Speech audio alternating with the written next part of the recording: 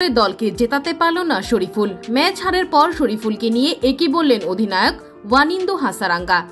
দর্শক, লঙ্কান প্রিমিয়ার লিগে এলপিএল এর দিনের প্রথম ম্যাচে গল মার্ভেলসের বিপক্ষে আগে ব্যাট করে 175 রানের চ্যালেঞ্জিং সংগ্রহ দাঁড় করিয়েছিল শরীফুল ইসলামের দল ক্যান্ডি ফ্যালকনস। ব্যাট করতে শুরুতেই কিছুটা চাপে পড়লেও শেষ দিকে দারুণভাবে ঘুরে দাঁড়িয়েছে ক্যান্ডি। ওয়ানিন্দু হাসারাঙ্গার অধিনায়কোচিত ইনিংসে ভর করে পেয়েছিল লড়াকু পুঁজি। এই লড়াকু পুঁজি নিয়ে প্রথম ওভারে বল করতে আসেন শরীফুল ইসলাম, আর এসেই তার সামর্থ্যে প্রমাণ দিয়েছেন শরীফুল। নিজের ওভারের শেষ বলে গুরুত্বপূর্ণ প্রথম উইকেটে তুলে নেন শরীফুল। এরপর তৃতীয়তম ওভারে বল করতে এসে দেন মাত্র 7 রান।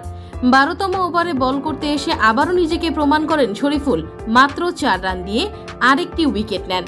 তবে শরীফুল ভালো করলেও বাকি বোলারদের ব্যর্থতার কারণে ম্যাচ হারতে হয় তাদেরকে। ম্যাচের হারের পর অধিনায়ক ওয়ানিন্দু হাসারাঙ্গা বললেন, আমাদের ব্যাটসম্যানরা যথেষ্ট ভালো ব্যাট করেছিল, তবে একমাত্র বোলারদের ব্যর্থতার কারণেই আমাদের ম্যাচ হারতে হলো।